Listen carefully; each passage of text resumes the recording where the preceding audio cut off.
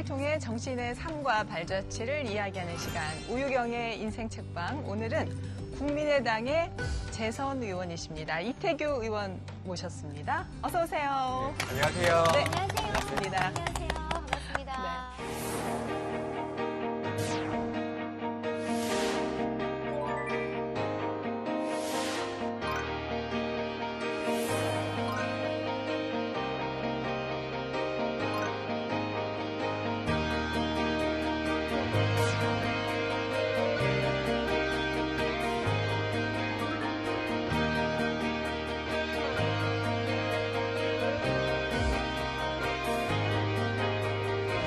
국민의당은 국민들께서 주신 작은 글씨를 살려 실용적 중도와 합리적 개혁의 이름으로 현장 중심의 정치를 실현하고 언행일치의 정치를 실천하겠습니다.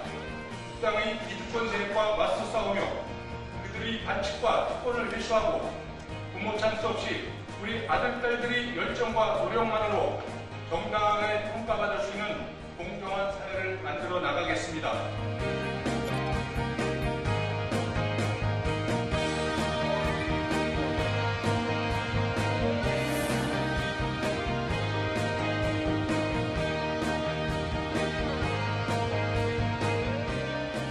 의원님 국민의당 사무총장 지금 맡고 계시죠? 네, 맡고 있습니다. 예, 그리고 선수로 2선째신데 네, 비례대표만 2번 그렇습니다. 하셔서 어떻게 보면 시청자분들에게는 좀 낯설 수도 있을 것 같아요. 나름대로 의정 활동을 최선을 다해서 다 했는데 네. 국민들이나 시청자분들께 좀 더 저를 알릴 수 있도록 예. 좀 더 적극적인 의정 활동을 좀 하도록 하겠습니다. 다른 뜻은 아니고 그래서 오늘 인생책방 잘 오셨다고. 네, 그렇습니다. 네, 네. 보통 인생책방 출연하시는 의원님들 반응이 어떠십니까? 반응이 일단, 이런 면이 있는지 몰랐다. 새로, 국회의원이 뭐 이래. 그러니까 너무 이렇게 다가가기 쉬운 그런 그쵸. 어떤, 그냥 편한 느낌이다. 예. 하면서 굉장히 좀 이미지, 네. 뭐 탈환까지는 아니어도 이미지의 그런 어떤 좋은 면을 만드는데 맞아요. 아주 톡톡한 계기가 되실 거예요. 아, 네. 보통 의원님들이 네. 처음에는 좀 방송이니까 네. 긴장된 표정으로 앉아 계시다가 네. 녹화가 끝날 때쯤이면 네. 표정이 다 그렇죠. 풀어지시면서 네, 네. 환한 웃음을 지으시더라고요. 아니 그리고 이제 사실 시작 전에는 사회적 거리두기다 뭐다 해가지고 악수도 잘 안 하세요. 그냥 그렇죠. 이렇게 살짝 이렇게. 하고. 근데 끝나고 나서는 누가 먼저랄 거 없이 너무 재밌었다고. 좋다고. 예, 아마 우리 이태규 의원님도 예. 그렇게 되실 겁니다. 네. 예. 이태규 의원님이 지난 총선 전에 민생당, 국민의당 전신인 민생당에 계셨어요. 그래서 사실은 지금 뭐 작아지긴 했지만 제1야당에 가실 수 있는 기회가 있었고 많은 의원들이 그쪽으로 다 옮겨갔어요. 그런데 이런 말씀 죄송하지만 좀 쭈그러든 국민의당을 그쵸. 선택해서 가셨단 말이에요. 그래서 그 선택을 왜 하게 되셨을까? 그 첫 번째 질문으로 좀 여쭤볼게요. 저희가 안철수 대표랑 같이 정치를 바꾸겠다고 4년 전에 국민의당을 만들었을 적에 예, 그리고 그 정신과 취지를 바른미래당 그리고 민생당의 이름을 바꿨죠. 거기가 그 정신과 기조를 이어가지 못하기 때문에 결국 안철수 대표가 귀국함으로 다시 모여서 그 당을 이제 재창당하는 이제 이런 과정이 있었고요. 예. 그때 어쨌든 예상과 달리 안철수 대표가 귀국해서 생각만큼의 지지율이 올라가질 않았어요. 그러니까 안철수 대표가 정치적으로 좀 굉장히 좀 어려웠고 외로웠던 그런 상황이었거든요. 그래서 사람이 이제 잘 될 때 떠나면 상관이 없는데 어려울 때 떠나는 건 아니라고 생각이 들거든요. 그래서 이건 이제 죽이 되든 밥이 되든 여기서 끝을 봐야 된다고 하는 부분이 있고요. 또 하나는 이제 어쨌든 한국 정치가 진보와 보수라는 이런 또 이것이 호남과 영남이라는 지역주의와 맞물려서 이 어떤 극단주의 경향성을 많이 띠는데 네. 이 부분을 극복할 어떤 실용적 중도 정치의 노선을 한 번쯤은 실현시키고 국민들한테 평가를 받아봐야 되겠다. 이런 부분들이 이제 복합적으로 작용을 해서 여기에 좀 남았다. 이런 말씀을 좀 드립니다. 일단 첫 질문에 대해서 답이 정말 청산유수처럼 논리 정연해. 확 나오십니다. 예, 예. 어떻게 보면은 제 첫 질문이 좀 어리석었어요. 얼굴은 안철수 의원이시고 대표시지만 거의 오너십을 같이 갖고 계시다시피 한 분한테 왜 거기를 선택 안 했느냐라고 묻는 거는 기분이 조금 나쁘셨을 수 있지 않았을까. 아니, 정치라는 건 이제 예. 명분과 실리가 예. 잘 맞으면 제일 좋습니다. 근데 이제 명분과 실리가 충돌할 적에 어디를 선택할 것이냐에 이제 문제가 있지 않습니까? 그쵸. 결과적으로는 제가 재선을 했지만 예. 그 당시에 있어서는 이제 명분과 실리가 충돌할 때 저는 이제 명분을 선택했다 이런 말씀을 좀 드리는 겁니다. 의원님 얼굴이 살짝 풀린 느낌. 우리 이제 의원님께서는 사실 국민의당의 지금 사무총장이기도 하시니까 브레인이십니다. 기획을 하는 분인데 국민의당이 실용 중도를 지금 표방하는 당이에요. 네. 중도라 함은 어. 잠깐만 이것도 저것도 아니고 가운데 길을 갈 때. 그렇게 그쵸? 될 수 있죠. 그러면은 이게 사실 주대 없어. 뭐야 우유부단해. 기회주의자 이런 얘기 들을 수 있는 말인 것 같기도 한데 그런 비판은 받아보신 적이 없으신가요? 그런 비판이라기보다는 예. 그렇게 해가지고 정치판에서 살아남을 수 있겠냐. 그쵸, 우리나라에 중도가 어딨냐, 가운데 없다. 그쵸. 다 왼쪽이든 오른쪽 한쪽을 선택하고 거기서 정치를 해야 커나갈 수 있지. 그게 가능하겠느냐 이렇게 이제 이야기를 하고 또 과거에 이제 이념이나 진영에 굉장히 이제 그쪽에 매몰된 분들 같은 경우는 이제 경계선에 서는 거를 이제 기회주의자로 이렇게 폄하하는 경향이 있는데 저는 다르게 생각을 합니다. 우리가 경계에 섰을 적에 양쪽을 다 볼 수 있습니다. 그렇기 때문에 합리적으로 생각할 수 있다고 생각이 들고요. 맞아요. 만약에 경계에 서지 못하고 한쪽에서 서서 앞에 상대방만 본다면 상대방밖에 볼 수가 없는 거고요. 그러니까 좋은 점을 보겠으니까 나쁜 점만 보려고 하고 그쪽에 나쁜 점을 보려고 하다 보면 결국은 나의 잘못된 부분도 못 보는 거거든요. 그렇기 때문에 이 진영 논리가 굉장히 위험하다. 이제 이런 말씀을 좀 드리는 거예요. 어쨌든 16년도에 총선 당시에는 38석의 규모였단 말이에요. 그렇죠. 예, 아까도 살짝 쪼그라들었다라는 표현을 쓰셨는데 지금은 좀 많이 축소돼서 이제 3석이잖아요. 예. 예. 그래서 좀 약간 위축되거나 그야말로 좀 이렇게 심적으로 예, 그런 점이 없지 않아 아니면 있으신지. 기획자시니까 뭔가 예. 분석도 있으셨을 네. 것 같아요. 우리 정치, 국회 운영이 교섭단체 중심으로 되어 있기 때문에 소수 정당들이 자신들의 어떤 정책이나 어떤 그 정치적인 어떤 의지를 관철시키기가 굉장히 어려운 구조에 있습니다. 그렇기 때문에 전략적으로 다른 당과의 어떤 연대나 공조 이런 부분이 굉장히 중요하다고 생각이 들기 때문에 그런 부분에서 고민을 좀 많이 하고 있는 거고요. 네. 그리고 다행스럽게 아직까지는 야권의 잠재력이 큰 대선 주자로 안철수 대표를 저희가 당대표로 모시고 있기 때문에 네. 이제 가능성은 아직까지 있다. 그리고 작기 때문에 앞으로 더 커질 일만 남았다. 이런 긍정적인 생각을 좀 갖고 아니, 원래 이렇게 탑스타들은요. 예. 사실 뭐 1인 기획, 2인 기획 이렇게 해서 굉장히 소규모로 움직여요. 예, 그래야 관리가 더 잘 되죠. 국민의당도 마찬가지거든요. 예. 탑스타가 있으시고. 이해가 쏙쏙 되네요. 예, 탑스타. 네. 자, 그럼 이런 이태규 의원님께서 인생책으로 꼽은 책은 과연 뭔지 궁금합니다. 보겠습니다. 일화와 함께 보는 장일순의 글씨와 그림 좁쌀 한 알. 오?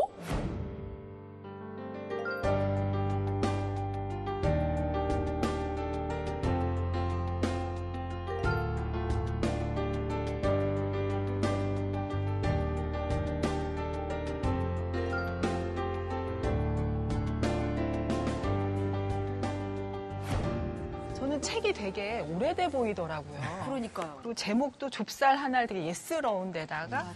사실은 장일순이란 이름도 저는 사실 이번에 처음 알게 됐는데 네. 이분이 원주에 살다가 예수라는 별명이 있는 어머. 그런 분이에요. 세상에. 아니, 원주가 제 또 20년 그쵸? 동안 제가 나고 자란 거의 곳이고. 고향 아닙니까? 나도 근데 초면이에요. 초면이에요? 네. 아니, 제가 그리고 읽다 보니까 좁쌀 한 알이란 게 예. 이분의 호더라고요. 네. 아니, 어떡하다 호가 좁쌀 한 별명 아니고? 호라고 하면 예. 보통 좀 거창하게 짓기 마련이잖아요. 저한테 만약에 호 지으라 그러면 네. 저는 뭐 하늘 천자에 오. 뭔가 이렇게 저 좀 물어봐 주세요. 호 일선이라고. 있으시구나. 이게 무슨 뜻이에요? 일선이요. 한 명의 선녀? 하나 일자에 예. 선녀 선자. 제가 그냥 지었는데 아무도 안 불러주더라고요. 네, 일선님이라고 앞으로 네. 부르겠습니다. 예, 그러게요. 근데 그 예. 장일순 선생님 같은 경우는 호가 이제 여러 개가 있었는데 네. 그 중에 하나가 일속자예요. 그러니까 하나 일자에 예. 조속자에 아들 자자를 쓰는. 그래서 좁쌀 하나이라는 뜻을 갖고 이게 있는 겁니다. 호군요, 그러니까. 그렇습니다. 그래서 어느 잡지사 기자가 예. 장일순 선생에게 아니 왜 호를 그렇게 좀 하찮은 걸로 지으셨어요. 네. 이왕이면 좀 더 의미가 있는 것으로 지으시지 그랬어요. 라고 하니까 네. 장일순 선생님의 대답이 이랬습니다. 세상에 제일 하잘 것 없는 게 좁쌀이다.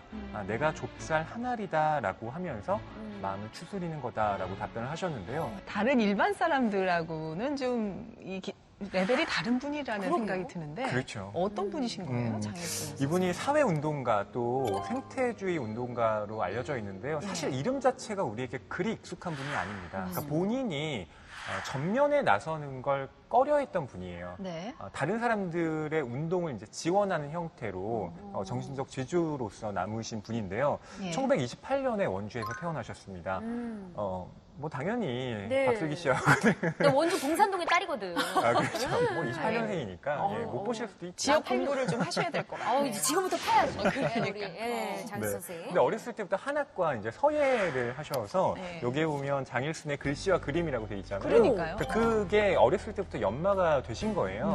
워낙 이제 훌륭한 작품들을 네. 남기셨는데. 글씨를 너무 필체가 너무 예쁘시더라고요. 맞아요. 1948년에 대학 미학과에 입학을 합니다. 미학과? 네, 근데 50년에 6.25 전쟁이 터지잖아요. 네. 그래서 학업을 중단하게 되고 이후에는 이제 원주 고향으로 내려와서 꾸준히 지역 내의 활동을 하게 되는데요. 안타깝게도 5.16 군사 쿠데타가 일어난 후에 중립화 통일론을 주장했다라는 이유로 3년 동안이나 감옥 생활을 하게 됩니다. 이후에 내가 이제 정치에 직접 뛰어드는 것보다는 다른 활동에 힘써야겠다라고 하면서 뭐 신혼협동조합도 만들고요. 또 70년대에는 원주에 있는 역시 민주화운동에 빼놓을 수 없는 분이죠. 지학선 주교와 함께 다른 민주화운동의 인사들을 지원하는 역할을 맡게 됩니다. 이렇게 뒤에서 묵묵히 하셨네요. 맞아요. 진짜. 그리고 이분이 유명한 게요. 시인 김지아의 스승이기도 하고요. 또 아침 이슬을 부른 그 김민기 씨. 예. 그리고 소설가 김성동 씨가 아버지로 여겼던 분이라는 점에서 이분의 위상을 짐작할 수가 있습니다. 그렇군요. 그런데 의원님께서는 어떻게 이 책이 인생책이 되신 거고 혹시 그러면은 이 장일순 선생님과 뭐 인연이라도 있으신 건가요? 저는 뭐 장 선생님하고 직접적인 교류는 없었고요. 예. 다만 제가 알고 있는 이제 과거에 이제 민주화 운동을 하셨던 분들, 그리고 제 선배들이 스승으로 모셨던 늘 저한테 이 장 선생님 이야기를 했고, 그래서 70년대, 80년대에 민주화 운동을 하다 보면 여러 가지 힘든 일들이 많이 있고 막히는 일들이 많았지 않습니까? 네. 그때마다 다들 원주로 내려가서 장일순 선생님을 만나서 용기도 얻고 지혜도 얻어오고 많은 사람들이 사실 독재 정권의 한거에서 싸우는 그 시점에서 이분은 다시 생명과 평화라는 훨씬 더 한 발 앞서가는 시대를 관통해서 앞을 바라보는 그런 어떤 대사상가고 선지적인 어떤 능력을 갖고 계셨던 것이 아닌가. 장 선생님이 돌아가신 다음에 이제 이 책이 나와서 책을 읽으면서 이것이 하나의 특정인 어떤 업적을 이렇게 적어 놓은 것이 아닙니다. 그렇다고 이것이 학술적으로 아주 잘 정리된 어떤 논문 수준의 어떤 예. 그런 학술 서적도 아니고 예. 그냥 하나의 기록물입니다. 한 개인의. 일화집 네, 여러 가지 그렇습니다. 일화들이 묶여 있는 예. 책이에요. 그거를 자연스럽게 보면서 예. 이분을 이해하게 되는 거고, 예. 아, 이게 어떻게 살아야 되겠구나 하는 가르침을 주시는 거거든요. 그러니까 늘 이제 곁에 두고 꼭 처음부터가 아니라 언제든지 한쪽을 펴내도 이렇게 저한테 도움이 되고 귀감이 되는 말씀들이 있기 때문에 예. 그래서 제가 살아가는 데 있어서 제가 이분처럼 생각하고 이분처럼 실천할 수는 없지만 그래도 최소한 나쁘게는 살지 말아야 되겠다. 어떻게 보면 정치인으로서 우리 장일순 선생님은 좁쌀 하나를 생각하면서 자신을 낮추셨던 것처럼 우리 의원님께서는 항상 이 책을 앞에 두고 본인을 흔들리는 거를 잡고 초심을 다지는 그런 책이 아닐까라는 생각이 드는데요. 네. 예. 자, 저희가 장일순 선생님을 한 3가지 정도로 업적이라고 하긴 그렇고 인생의 발자취를 한번 더듬어 보도록 하겠습니다. 자, 첫 번째. 민주화 운동의 정신적인 지주라고 나왔어요. 사실 그 아까 허위 평론가가 얘기했지만 중립화 통일론. 그때는 이제 박정희 독재 시대니까 그때는 이제 이게 어떻게 보면은 옥살이를 할 그런 주장이었던 거죠. 그렇죠. 이것 때문에 3년을 들어가신 거고. 맞습니다. 예. 그러니까 중립화 통일론이라는 것 자체가 우리가 실은 남북한으로 갈라져 있지만 이 이념을 어떻게 해서든 이른바 중립으로 네. 예, 중도적인 어떻게 보면 그 이념을 민족을 더 설정하면서 중시하신 거예요. 그렇죠. 예. 그러니까 그 통일을 추구해 나가자였는데 실은 그러한 지금은 합리적으로 보이는 주장조차도 그 당시에는 이거 적화 통일 아니냐, 이거는 용납할 수 없는 것이다라고 해서 예, 감옥에 이제 가시게 된 건데요. 이 장일순 선생님 같은 경우는 부정부패 운동에 또 앞장서신 분이기도 해요. 70년대에 뭐 지금은 전 그 말에 전혀 동의하지 않지만 네. 가난은 나라도 구제하지 못한다 이런 말이 막 유행하던 시절이 있었습니다. 그러니까 가난이라고 하는 건 노동자나 농민 당신들이 게을러서 지금 못 사는 거지 네. 다른 데 문제가 있는 게 아니다. 근데 부정부패 운동의 핵심 뭐냐면 실은 그러한 가난의 구조적인 원인이 있다는 겁니다. 네. 이를테면 독재 정권과 그리고 그 독재 정권의 결탁한 그 기업가들이 이들을 착취해서 자신들의 부를 추구하는 방식으로 그런 부정부패 때문에 이 모든 사건들이 발생하고 있다라고 하면서 그걸 일소하는 운동을 펼쳤거든요. 예. 근데 당시에 이제 독재 시절이니까 서슬이 퍼었던 시절 아닙니까? 네. 요즘하고는 또 다른데 그래서 장일순 선생님 바로 집 앞에 일부러 파출소를 만들었다는 얘기를 들었는데 혹시 그런 얘기 들으셨어요? 네, 그건 이제 실질적으로 예.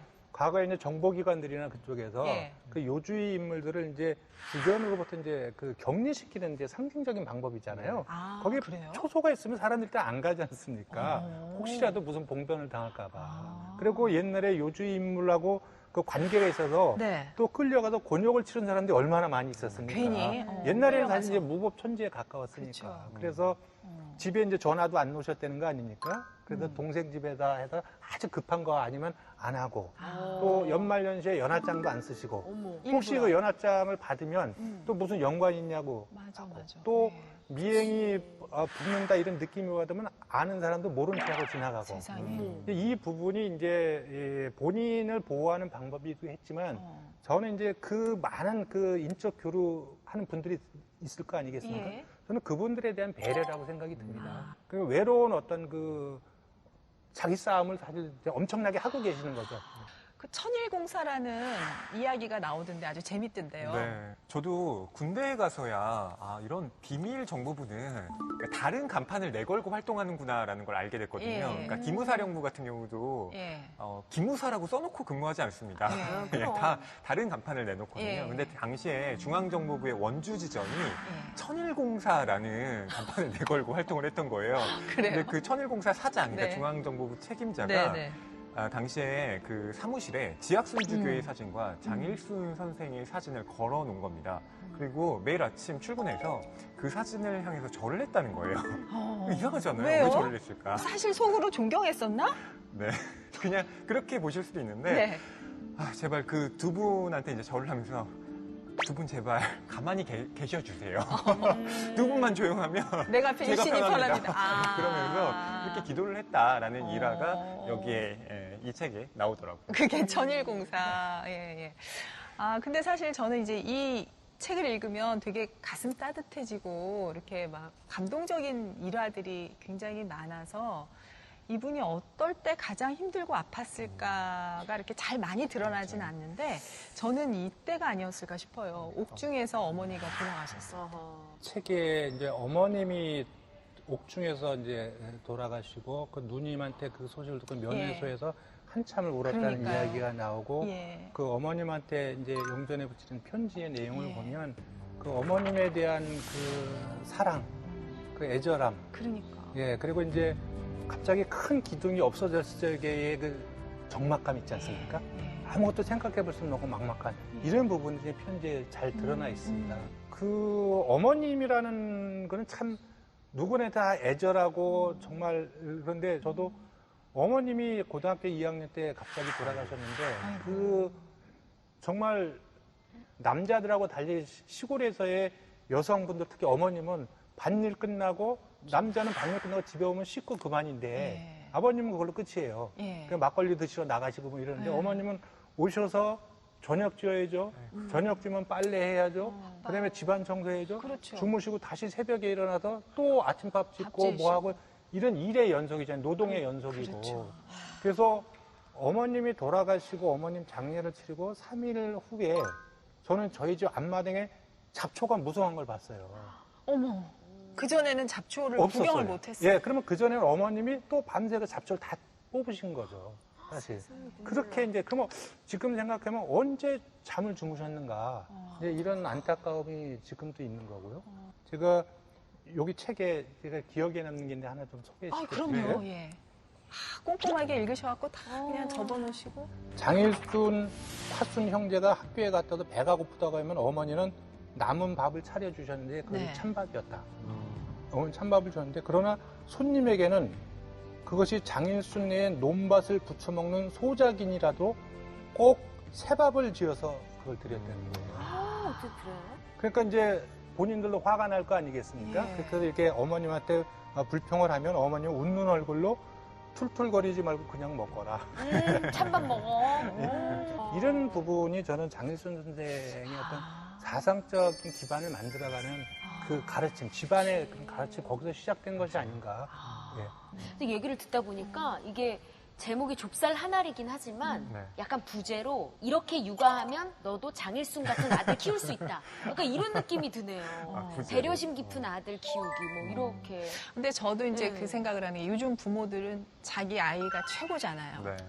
지금 슬기 씨도 아주 그냥 애기한테 그냥 온갖 이쁜 거 맛있는 거 입히고 천재예요. 먹이고 다. 이엔 천재야. 네. 그런데 저는 이제 아이가 이제 꽤 컸어요. 그쵸. 이게 지금 저도 딸 하나라서 그냥 얘만 그냥 중요하게 생각하고 아무래도 그게 되잖아요, 저절로. 그쵸. 아, 얘한테 찬밥을 먹여야 되는데 내가 너무 따신 밥을 먹였나 뭐 이런 생각이 아이고. 드는데 엄할 때 엄한 게 진짜 따뜻한 거라고 생각이 들거든요. 그게 잘 안 돼요. 보면 웃음이 나.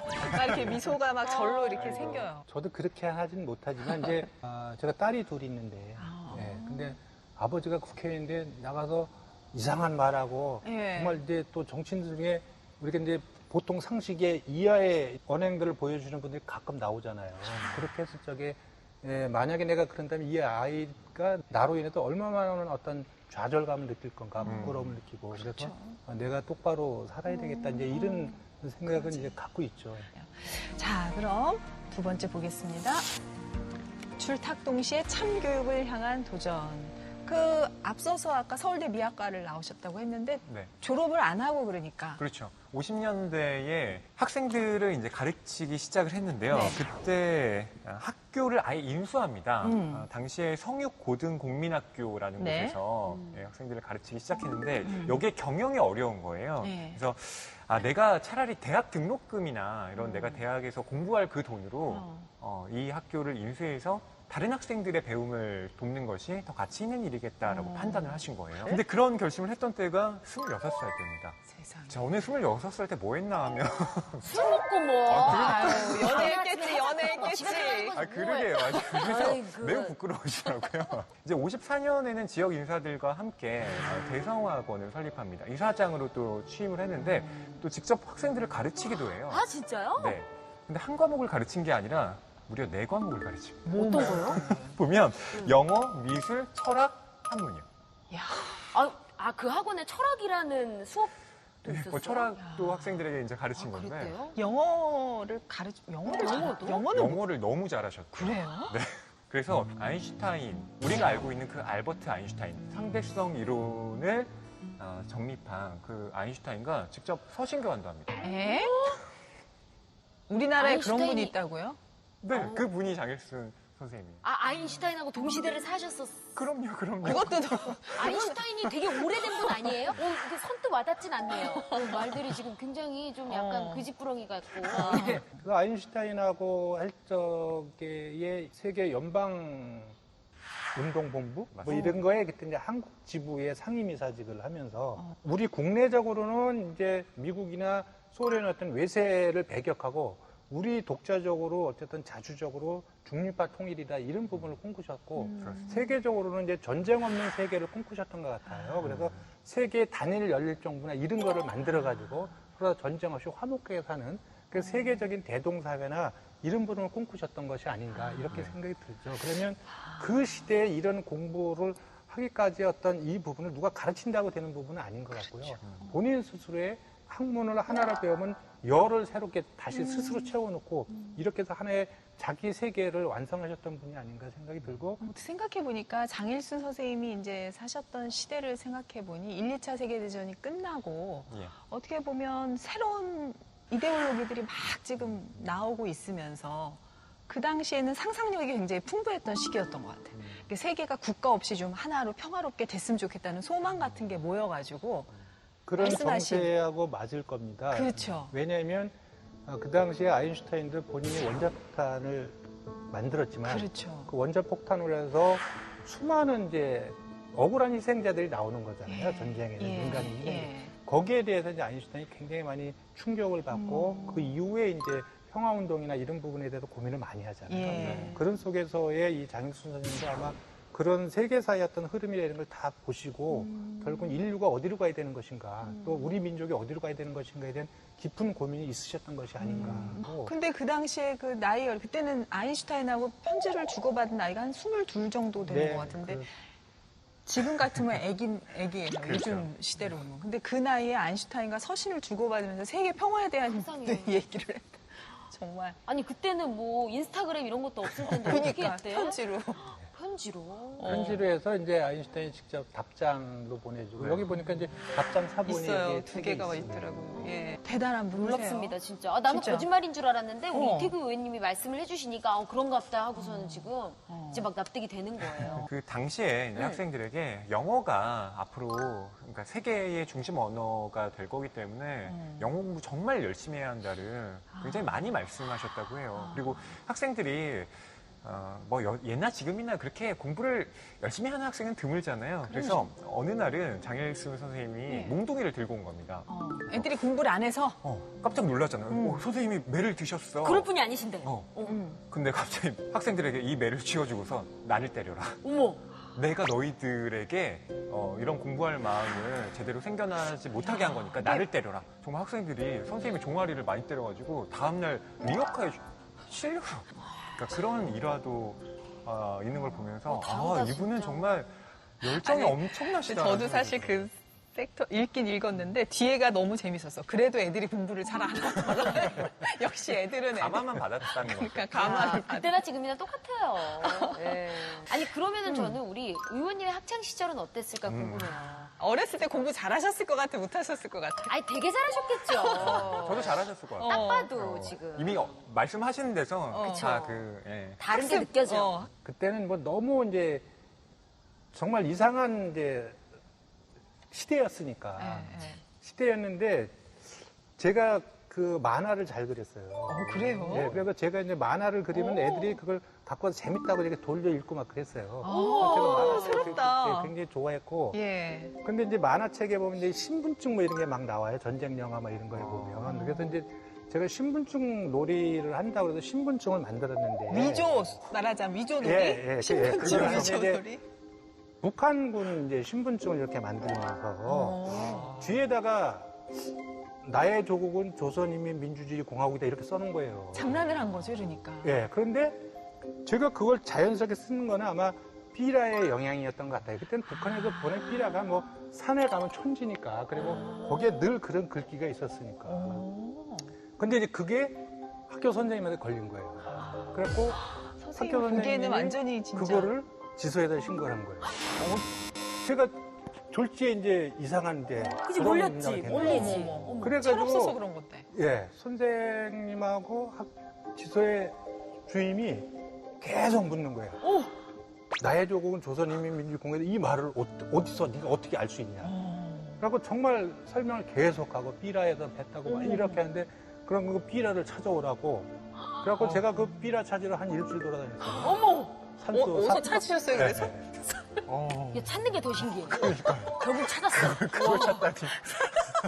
그거 못 찾았으면. 아니, 끈기가 대단하신 거예요. 아니 잘못하면 큰일 나고 그렇지. 그래 애들이 어떡해. 그럴 수도 있겠다고 이해해주면 되는데 네. 그때 이제 그렇게 그래서 그쵸. 정말 허락하지 제가 않았지. 많이 실망하고 그때는 또 그런 이렇게 했는데 저 하여간 중학교 초등학교 다닐 때만 해도 그 산에 이제 저희들이 많이 놀러 가잖아요. 놀이터가 없으니까 애들하고 산에 가고 그러면 이제 삐라들이 늘 널려 있고 또 그 삐라를 주워다 이제 파출소 지서죠 시골에 지서에 갖다 주면 이제 어떤 좋은 날은 뭐 공책도 주는 경우도 있었고 어쨌든 지금은 철방굴이라고 하는 조그만 만화책이 있었어요. 방공 만화책. 철방구리요? 예, 그거를 하나씩 주고 그랬어요. 공동구매로 들어봤는데 철방이요? 예. 저도 처음 들어요. 우리 때는 또리 장군이라는 그런 만화가 있었답니다. 또리 장군도 알죠. 예, 예. 그러니까 아이의 그냥 재밌는 장난이 사상적인 오해로 이렇게 네. 막 비화되는 그런 시대였던 거죠. 그 정도로 융통성이었고 굉장히 경직된 사회고 맞아요. 통제된 사회였었어요. 아니 근데 의원님이 사실은 정치 입문이 굉장히 빠르셨어요. 오. 1990년대인가? 그때 당직자로 시작하셨던가요? 아, 진짜? 그게 꼬마 민주당이라고요. 그냥 예. 민주당인데 이제 작은이가 꼬마 민주당이라는데 꼬마 그때 민주당. 90년도인가 91년도에 이제 3당 합당이 이루어졌습니다. 예. 그래서 이제 통일민주당하고 민정당하고 공화당하고 해서 민자당이 만들어졌죠. 네, 민자당이 만들어졌을 적에 그 3당 합당이 야합이다. 이렇게 해서 거기에 이제 반대해서 나온 소장 개혁 정치인들이 있었습니다. 그래서 그 이제 대표적인 분이 이제 돌아가신 노무현 대통령, 네. 그때 국회의원이었죠. 또 돌아가신 이기태 전 총재님, 또 제가 모셨던 조순영 의원, 또 이철 의원, 뭐 이런 많은 분들이 네. 이제 새로운 개혁 정치를 해보자 이렇게 예. 하면서 처음으로 한국 정당 사상 중앙당 당직자를 공채를 합니다. 거기에 공채 1기로 이제 해서 당직자 생활을 시작을 해서 사실 이제 이 여의도 정치를 시작을 한 게 굉장히 오래됐죠. 그래서 다양한 경험을 하면서 예. 이 의회, 대한민국 의회를 지켜보고 역대 정권의 이제 흥망성쇠도 지켜보고 망하는 이유는 다 똑같더라고요. 그래요? 네. 뭐예요? 결국은 이제 초심을 잃어버리고 또 이것이 너무 이제 싸움에 의한 정권 교체다 보니까 실질적으로 자기 비전이나 이런 부분이 너무 준비가 안 돼 맞아요. 있어서 상대가 못해야 내가 잘 네, 되는 네, 네. 식으로 그런 됐죠. 식이니까 결국은 이제 국정을 전반적으로 책임질 역량이 굉장히 부족한 것이 이제 드러나고 그러다 보니까 초기에는 이제 정권의 목소리 듣고 막 그러지만 이것이 잘 안 되다 보니까 나중에 이제 관료에 의존하게 되고 진보니 보수니 따질 것 없이 중반 이후로 넘어가면 정책들이 비슷하고 이제 되는 것도 없고 안 되는 것도 없고 뭐 이제 그런 식으로 가고 그 피해는 고스란히 국민한테 전가되는 이런 부분들이 이제 87년 민주화 이후에 대통령을 직선을 뽑으면서 이제 계속된 폐단이죠. 의원님이 그러니까 어찌됐건 이 꼬마 민주당으로 제1기 공채로 들어가셨을 때부터 시작하면 30년 가까운 그렇습니다. 세월을 정치에 몸담고 계셨던 건데 뭐 재미있는 일화라든가 내가 요런 거 맞아. 했다. 요런 거 하는데 내가 뒤에 있었어. 뭐 이런 사실 거. 내가 보이지 않는 손이었다. 보이지 않는 게 있었다. 보좌관으로 아니 본인이 했을 그 때. 얘기하시기가 좀 민망하긴 하실 건데 네. 그래도 한두 개만 뒤에서 보다 보면요. 예. 더 잘 잘 보이잖아요. 보여요. 그러게요. 예. 제가 조순영 의원 그때 이제 비서관으로 있었죠. 근데 그때 제가 27이나 8살인데 그때 20대 비서관도 없었어요. 그때 이제 다들 나이들이 많고 막 예. 이랬는데 법사위 때 재미난 게 뭐냐면 그때 무슨 문제가 있었냐면 이제 12.12 사태 내란죄 부분에 있어가지고 전두환 노태우 전 대통령을 이제 처벌을 해야 되는데 검찰이 이제 기소유예로 그냥 풀어버렸어요. 예. 그런데 기소유예로 푸른 이유가 이제 전직 대통령으로서의 공헌이 있기 때문에 그걸 봐줬다 이렇게 얘기를 했는데 그래서 제가 이제 자료 준비를 해드리면서 법무부에 이제 50비리 백서를 좀 갖다 달라 그랬어요. 근데 50비리 백서를 정말 갖고 왔어요. 예? 근데 그때는 이제 지금 컴퓨터나 이런 게 잘 생겨서 수기로 해가지고 50비리 이만큼 이야. 만들어 갖고 오고 예. 그리고 제가 사법연수원에 교재를 다 달라고 그랬어요. 그래서 그걸 제가 다 읽어봤어요, 전부. 읽어보면서 거기서 이제 검찰의 사건사무규칙 처리 방침에 기소유예를 하려면은 반성문을 받도록 돼 있어요. 그걸 찾아내셨고 예, 그러니까 예, 예. 그 한 줄을 네, 반성문을 받았는데. 그래서 이제 두 가지를 그때 조순영 의원님이 말씀을 하셨어요. 전직 대통령도 국가의 공헌도가 높다고 했는데 정부의 공식 입장으로 정권의 비리 백서를 만들 정도로 죄를 많이 졌는데 국가에 무슨 공헌을 했다는 거냐 도대체. 이러니까 이제 답변이 안 되잖아요. 그 다음에 기소유예할 때는 무슨 조치를 해야 되냐 했더니 이제 법무부 장관도 모르고 그런 거죠. 이렇게 반성문 쓰게끔 돼 있고 너희들 사법연수에 이렇게 가르쳐서 내보내지 않냐. 반성문 받았냐. 그거 안 받았죠, 당연히. 그쵸. 네, 이래가지고 그때 이제 언론에도 또 이렇게 잘 다뤄지고. 조승우 의원이 쫙 스포트라이트 딱 받으신 이거 비서관이나 보좌관이 훌륭한 분이 계시면은 의원이 이제 의정 활동을 하는데 힘을 팍팍 받으시는 거죠. 그러니까 이게 이제 기소유예 부당성을 찾아내야 되는데 이것이 이제 정치적인 공방으로 하면 안 되고 예. 제도나 절차적으로 뭐가 문제인가를 찾다 보니까 이제 그것이 이제 찾아지는 거죠. 근데 의원님 모시는 보좌관들 정말 힘들겠다. 또 본인이 했던 게 게 있으니까. 있으니까, 이 정도 안 해? 하면서 약간 겉으로는 얘기를 안 하셔도 속으로는 좀 약간 불만족스러운 게 있으실 것 같아요. 그렇지는 않고요. 네. 그 같이 제가 알고 있는 내용이나 뭐 노하우를 같이 공유하고요. 이런 경우에 이런 관점에서 이걸 좀 찾아보자. 또 제가 생각 못하는 그 새로운 어떤 관점들을 또 예, 우리 보좌진들이 제시하면 같이 만들고 역시 뭐 그렇게 깨어있으셔요. 예. 어디 지금 밖 계시면 좀 모셔다가 좀 네. 여쭤볼게요. 아니 아까 살짝 만나뵀는데 네. 이거 전혀 이렇게 어려운 느낌이 아, 아니더라고요. 그늘이 없으시고 밝으시던가요? 예, 예. 아. 근데 마스크는 안 벗더라고요. 뭔가 불편함은 있나 봐요? 네, 모르겠어요. 예, 자, 다음으로 넘어가겠습니다. 장일순 선생님, 생명사상의 큰 스승. 앞서서 잠깐 얘기가 나왔지만 정말 선각자로서의 모습을 우리가 주목할 수가 있고 생명사상이라는 큰 틀에 어떤 범우주적인 가치관을 가지셨던 분이 아닌가 싶어요. 그렇죠. 그래서 한살림도 창립을 하시는 그렇죠. 분이라면서요? 예, 그 한살림 운동에 뭐 직접적으로 기여하신 분이 바로 장일순 선생인데요. 직접 농사도 지으셨습니다. 네. 근데 요즘 농사라는 게 농약 없이는 지을 수가 없잖아요. 네, 근데 네. 그 농약은 그 작물 재배에 도움이 되긴 하지만 근본적으로 흙을 파괴합니다. 근데 이 흙이라고 하는 그러니까 이 토지가 지금 당장만 쓰는 것이 아니라 우리 후손들이 계속 써야 할 것인데 그걸 이렇게 파괴한다라고 하는 건 맞지 않다라고 해서 생명을 근본적으로 살리는 그 운동에 심취를 하셨고 또 거기에 많은 분들이 공감하셔서 그 한살림 운동까지 나아가게 된 거죠. 의원님이 장일순 선생님의 이게 영향을 많이 받으셔서 한 말씀이 아니실까 싶은데 우리 박슬기 씨가 굉장히 좋아할 만한 얘기를 정치에 대한 얘기를 하셨습니다. 네. 정치는 밥이다. 아우, 의원님 말씀이 그거 무슨 뜻일 것 같아요? 밥이다. 우리가 체력은 국력이다. 우린 밥심이다. 막 이런 얘기 하는 것처럼 예, 예. 그냥 모든 게 그 근본이 밥에서 이루어진다. 뭐 이런 뜻 아닐까 싶은데. 그 부분은 이제 두 가지 측면에서는 밥이라고 표현을 했습니다. 처음에 하나는 이제 일단 국회의원이 밥값을 못한다고 하는 게 국민적 비판이 너무 셉니다. 네? 밥값도 못하면서 세비만 많이 받아먹는다. 사람은 이것이 밥값은 해야지. 일관된. 예. 그래서 제가 20대 때 첫째 슬로건이 밥값하는 국회의원이 되자 이거였습니다. 그래서 일 열심히 그리고 제대로 해가지고 예. 당신은 일 열심히 하니까 뭐 그 정도 밥값은 했어. 예? 열심히 하되 뭐 이런 국회의원을 조금 평가받고 해야 된다. 이런 생각을 갖고 그건 뭐 지금도 변함이 없습니다. 그래서 열심히 저는 나름대로 이제 성실하게 했다고 생각이 들고요.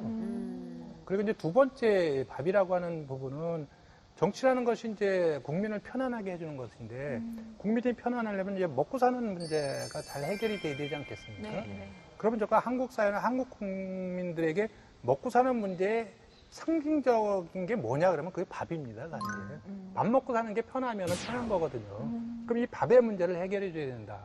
그래서 정치는 곧 밥이다. 그래서 저는 이제 그렇게 표현을 합니다.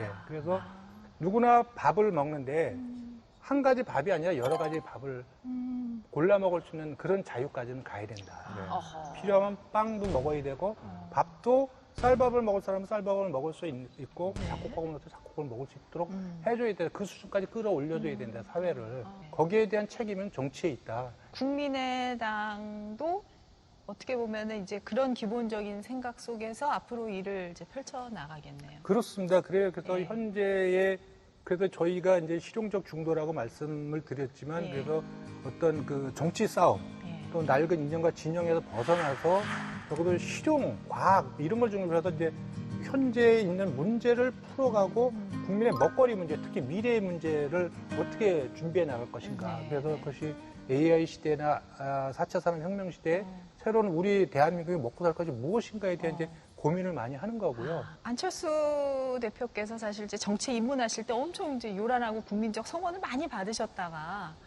지금은 이제 개인적으로도 많이 아픔을 좀 겪으셨을 것 같고 국민의 기대에도 많이 부응을 못하신 게 아닌가 결론적으로는. 그래서 이제 새로 지금 다져진 국민의당에서 아마 이제 시작하는 것이 본격적인 시작이 아닐까 싶어요. 뭐 짧은 기간 내에 뭐 한전수전 많이 겪으셨다고 그러셨죠. 생각이 예. 들고요. 예. 뭐랄까 이제 뒤통수 맞아보고 예. 이게 정치 현실이 이런 게 아니구나. 예. 그러니까 바깥에서 보던 정치하고 들어와서 겪는 그러니까, 정치하고는 예. 전혀 다른 거잖아요. 예. 이제 그 부분을 저는 이제 깨닫고 이해하는데 시간을 많이 이제 투자했고 그것이 저는 이제 축적의 시간으로 이제 가서 이제 긍정적으로 좀 갈 수 있다고 네. 보고요. 그래서 예. 그런 말씀들 본인이 이제 농담 반 진담 반 하시잖아요. 예. 사실 이제 처음에 들어왔을 때 아무것도 모르고 이제 뭐 좀 알겠다 싶으니까 이제 지지율이 바닥이라고. 예? 그래서 옛날에 토니 블레어 총리가 그랬대요. 예. 그 인기를 그냥 총리가 됐을 적에 가서 국정을 보니까 아무것도 모르고 알만 하니까 나갈 때가 됐더라고. 아하. 뭐 이런데 이제 안 대표가 이제 그만큼 이제 학습이 좀 돼 있는 상태이기 예, 때문에 저는 이제 기대치가 있고 이제까지 한국 정치를 지배해온 어떤 관습이나 관행 여기에 익숙한 사람만이 지도자다 이건 좀 아닌 것 같아요. 왜냐하면 그러한 속에서 정권 교체를 계속해서 해왔지만 한국 사회가 달라지는 건 별로 없거든요. 지금 계속 그리고 모순도 심화돼 가기 때문에 뭔가 이건 파격적인 충격과 새로운 모색이 필요하다. 이런 측면에서 저는 안철수 대표는 여전히 유력한 정치 리더의 한 분이다. 저는 이렇게 평가하고 있습니다. 그래서 앞으로 정치인으로서의 비전을 좀 말씀해 주신다면. 저는 사실 이제 안철수 대표하고 떼기가 좀 어려운 이제 입지이기 때문에 현재로서는 저는 안철수 대표가 가고자 하는 정치, 예. 또 제가 실현하고자 하는 정치를 함께 했을 때 이루는 데 일단 저는 몰입을 최선을 다하는 것이 좋겠다고 생각이 들고요. 네. 그렇게 해서 우리 사회의 변화의 한 부분을 이루는 데 제가 기여할 수 있다면 일단 그래서 저는 성격이 또 그런 게 있습니다. 제가 나서서 할 수도 있지만 나서서 하기보다는 누가 나서는 것보다는 일이 되게 하는 게 중요하다고 생각이 들거든요. 그래서 일이 잘 되고 그 잘 되는 과정 속에서 제가 유의미한 역할을 했다면 저는 그걸로 만족한다. 이렇게 생각이 들고 그것이 현재 저한테 주어진 소임이 아닌가 이렇게 생각을 하고 있습니다. 의원님 오늘 인생책방 나오셔서 어떠셨어요? 글쎄 뭐 저는 이제 TV에서 보던 우리 저 사회자도 직접 뵙고 예. 또 우리 예, 박슬기라고 합니다. 네, 아니 이름은 제가 알고 있어요. 감사해요. 상 받은 것도 제가 알고 있어요. 오, 어떻게 하세요? 네, 그래서 조사 다 하셨죠? 이분이 어떤 분이십니까? 감동이네. 그리고 제 개인한테 굉장히 의미 있는 책인데 예. 이 의미 있는 책을 또 너무 좋게 잘 해석해 주시고 그래서 굉장히 저는 고맙게 생각을 합니다. 네. 우리 사회가 굉장히 갈등이 심하고 분열로 이렇게 가고 있고 정치가 그러한 분열이나 갈등을 조정하는 기능과 역할을 못하고 오히려 이제 그걸 또 악화시키는 역할도 했을 적에 사회에 이제 어른이 있어야 되거든요.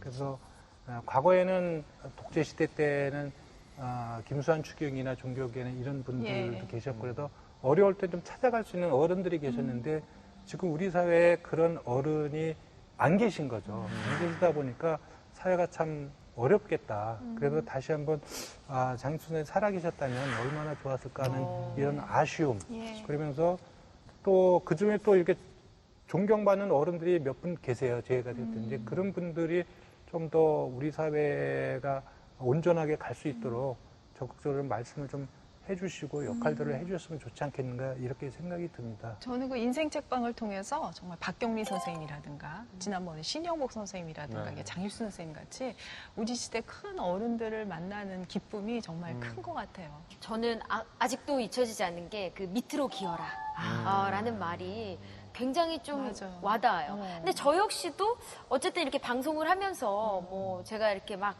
많이 알진 못하지만 네. 다양한 사람들의 이야기를 듣고 정말 그 뭐 하심이라고 하죠. 네. 진짜 막 모든 사람들의 마음을 헤아렸을 때 내가 대중의 사랑을 또 받는 것이 아닌가라는 생각을 하면서 맞아요. 우리 장희수 선생님에 대해서 더 깊이 알아야겠다. 또 알게 해주신 우리 이태규 의원님께 감사의 인사를 아유, 드립니다. 네. 저는 그 생각했어요. 저도 그 밑으로 기어라 다시 한번 생각하면서 장일순 선생 같은 큰 어른이 좁쌀 하나리라고 호를 지었으면은 그러니까. 나 이제 일선을 버리고 모래 하나 이렇게 지어야 돼. 나는 코딱지.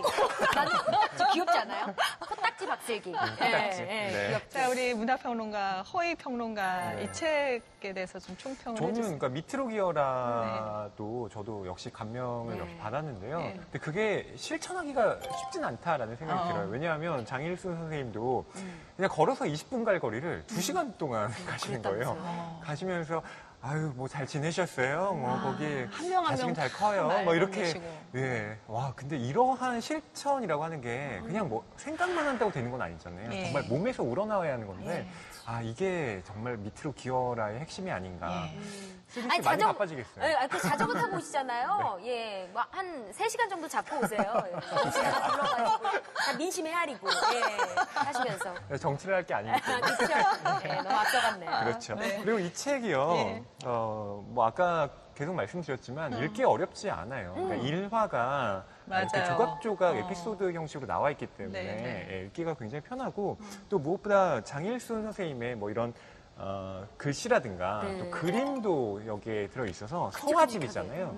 그래서 이 독서하기에 너무 좋아. 매우 최적화돼 있다. 나 같은 사람들 진짜 좋아요. 네. 아니 그래서 근데 휴가철에 정말 예. 가볍게 물론 내용은 깊지만 가볍게 읽어보실 수 있는 책이라는 생각이 듭니다. 조각조각 좀 많이 찢겨져 있는 우리 사회에서 이 장일순 선생님 책 읽으면서 그냥 하나로 한번 뭉쳐보는 그런 생각을 갖는 기회가 됐으면 좋겠다라는 생각을 했어요. 의원님 오늘 나와주셔서 너무 감사하고요. 네. 예. 의원님 앞으로 이제 이태규라는 이 이름이 인생 책방을 통해서 시청자분들한테 각인이 돼서 아마 이제 의정 활동에 더 많은 큰 주목을 받으시기를 바라겠습니다. 네, 고맙습니다. 네, 함께 해주셔서 고맙습니다. 감사합니다.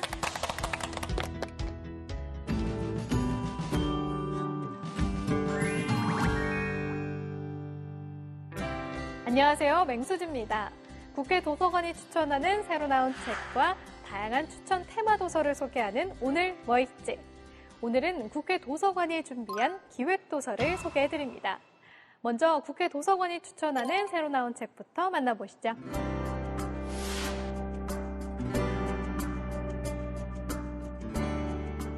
떠다니는 지하 감옥이라 불리던 노예선. 15세기 말부터 19세기 초까지 유럽인들이 아프리카에서 신대륙으로 끌고 간 흑인 노예들이 1,400만 명에 이른 것으로 추산된다고 합니다. 이 책은 폐쇄된 배 안에서 악천후와 조난, 선상, 반란 등을 온몸으로 겪어야 했던 노예무역의 잔혹한 실태를 고찰할 뿐 아니라 노예무역으로 부를 쌓은 상인, 중개인 등의 실상까지도 들여다보는데요. 대서양 노예무역과 노예제 폐지 운동까지 상세하게 파고들어 무려 400년 남짓 자행된 노예무역의 전모를 돌이켜봅니다.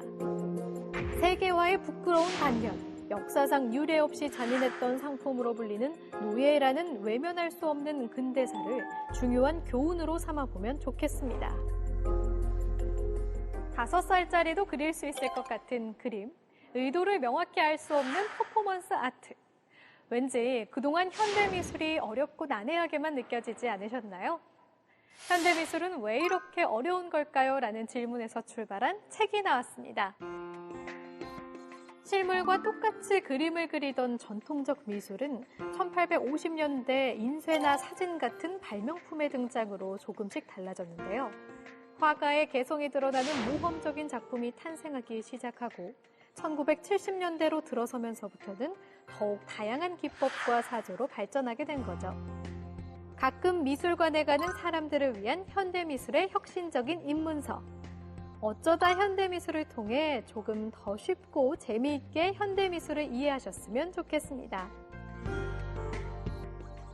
영화가 현실을 담아내는 걸까요? 현실이 영화를 닮아가는 걸까요? 영화 속에서도 완전 범죄는 없어야 하기에 총 37편의 영화 속에 숨은 범죄의 진실을 파헤치는 책이 나왔습니다. 1973년에 개봉된 황무지를 시작으로 프랭크 에버그네일의 실화를 바탕으로 만들어진 캐치 미 이프 유 캔, 21세기 새로운 유형의 범죄를 암시한 인셉션, 언론의 힘이 무엇인지 알려주는 스포트라이트 등 걸작을 통해 범죄 영화가 어떻게 모방 범죄를 유발하는지 분석하고 프로파일링 수준을 넘어 범죄를 줄일 수 있는 대안까지 제시하는데요. 일반 대중이 쉽게 이해할 수 있는 영화를 통해 범죄의 유형, 가해자와 피해자의 상황, 형사기관과 제도 등에 대한 폭넓은 지식을 전해줍니다. 다음은 국회 도서관이 준비한 기획도서를 만나보는 시간입니다. 이번 기획도서의 주제는 읽는 당신에서 쓰는 당신으로인데요. 요즘 SNS 등 다양한 매체를 통해 자신만의 글을 쓰고자 하는 사람들이 늘어나는데요. 하지만 쓰고 싶다는 열망만큼 글을 쓰는 데에는 두려움도 따르기 마련인데요. 빈 종이 앞에서 헤매던 당신을 위해 길잡이가 되어줄 책을 소개합니다.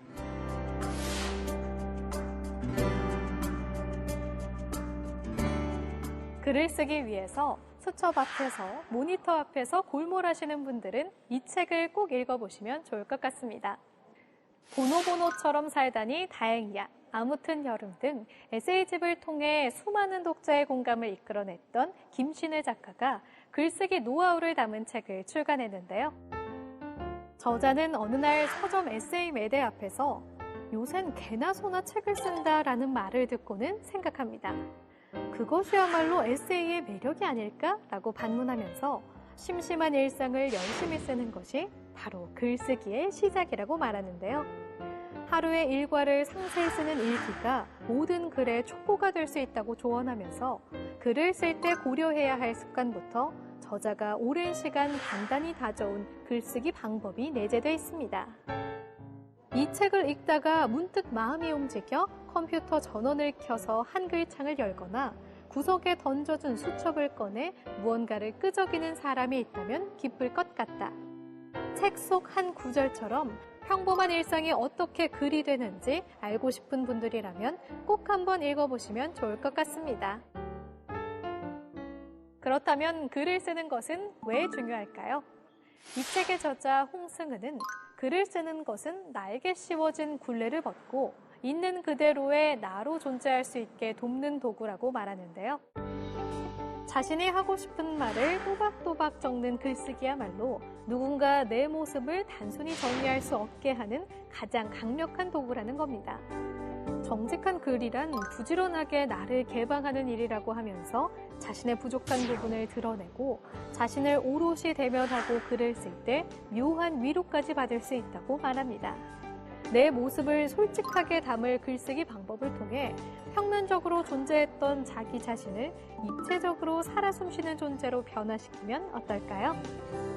글쓰기의 기본을 익힌 분들이라면 아마추어를 넘어 프로 문필가까지 도전해 볼 수 있는 글쓰기 기본서가 나왔습니다. 오래 많이 쓰면 잘 쓰게 된다. 글 잘 쓰는 사람은 따로 있다. 말하는 것처럼 쓰면 된다 등 그동안 어디선가 들어봤을 법한 글쓰기 원칙들. 이 책은 이러한 우리의 글쓰기에 관한 통념을 과감히 뒤집으라고 이야기합니다. 저자는 글을 잘 쓰고 싶어하는 이들이 현혹되기 쉬운 글쓰기의 원칙과 통념을 소문이라고 부르는데요. 글쓰기의 오류를 바로잡기 위해서는 이런 소문에 구속되지 않고 오랜 시간 마치 절대 법칙처럼 전해진 이 원칙을 위반해야만 프로 문필러가 될 수 있다고 말합니다. 지난날의 원칙에 얽매여 있다면 글을 잘 쓰기는 어렵다. 삶의 환경이 끊임없이 변화하기 때문이다. 그에 맞추어 글쓰기 원칙 역시 업그레이드해야 한다 라고 하면서 저자가 글쓰기 과정에서 중요하게 생각하는 10가지 지점을 조목조목 요령 있게 설명합니다. 글쓰기의 통념을 깬 유연한 자세는 물론 시대와 호응하는 글쓰기 방법을 배워보는 시간이 됐으면 좋겠습니다. 자세한 책 내용은 국회도서관 홈페이지에서, 다시 보기는 국회방송 홈페이지에서 가능합니다. 그럼 저는 다음 주에 새로운 책으로 다시 찾아뵐게요.